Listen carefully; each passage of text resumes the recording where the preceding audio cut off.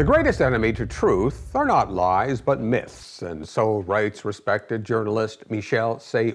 in his new book, The 25 Myths of Quebec Politics That Must Be Debunked. That's my translation. And right up there is language. He argues that French has never been stronger in Quebec, and he points out that 94.5% of Quebecers are able to have a conversation in French. Now, the language hawks are always pressing for tougher restrictions on the use of English and fewer immigrants because they cry the wolf is always at the door. Auger says it's simply not true. One Québécois columnist points out that even if 94.5% of Quebecers can talk about the weather in French, it means that 400,000 cannot. Well, these people are so very tiring. The rabid language hounds who won't give up until English is wiped off the face of our city and province. Well, I've got news for them. We won't give up either. But someone in the Francophone political media class finally had the balls to say what we all know.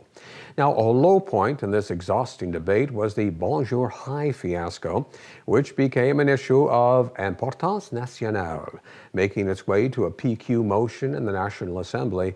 Even our best friends, the Anglophone MNAs, voted to ask merchants to drop the word hi. Auger says it was just a minor kerfuffle.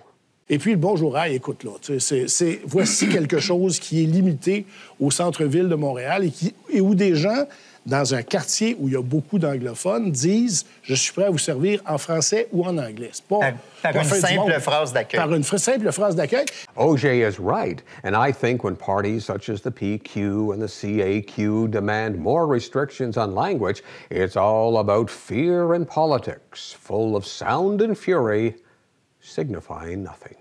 There are new warnings that more people than ever will be welcomed to Canada this year through the woods on a trail. Now, last summer, about 250 asylum seekers per day entered at Roxham Road. And the projections are that this coming summer, the number will increase to 400 a day. Now, resources are being stretched to the limit, says the Premier, and he wants Ottawa to help. The system is just going to burst, and that's real life and reality. You see, the trouble began when the Right Honourable tweeted out his Welcome to Canada invitation in January 2017. Canada became the equivalent of an open bar with valet parking. Now, most of the asylum seekers are not fleeing persecution, and many of them are not being allowed to stay. But why has this become only our problem? Where is the U.S. in all of this? Have they no responsibility? Now, I understand we must show compassion for those who truly need our help and fear for their lives.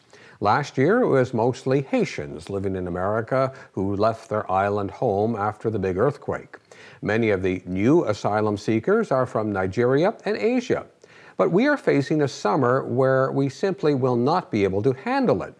The federal Liberals are promising to chip in to help ease the burden, but a much bigger question remains, and no one seems to have the answer.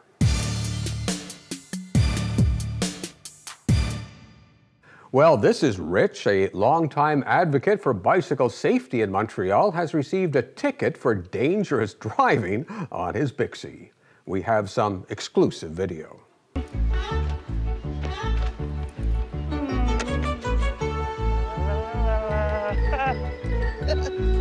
Seriously, though, Plateau Borough Mayor Luc Ferrandez did get pulled over by police by going the wrong way down Saint Laurent this week. And by some accounts, he just about wiped out a pedestrian at the Saint-Jacques Street crosswalk. She told the Journal de Montréal that she thought it must have been a lost tourist. She yelled he was going the wrong way, he ignored her, and just continued on.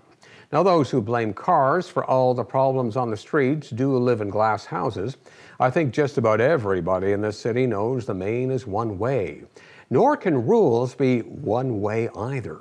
Sometimes the rules apply to everyone, even the bicycle king of the Plateau. Justice served. I'm Barry Wilson. You can follow us on Facebook and Twitter, and please subscribe to our YouTube channel.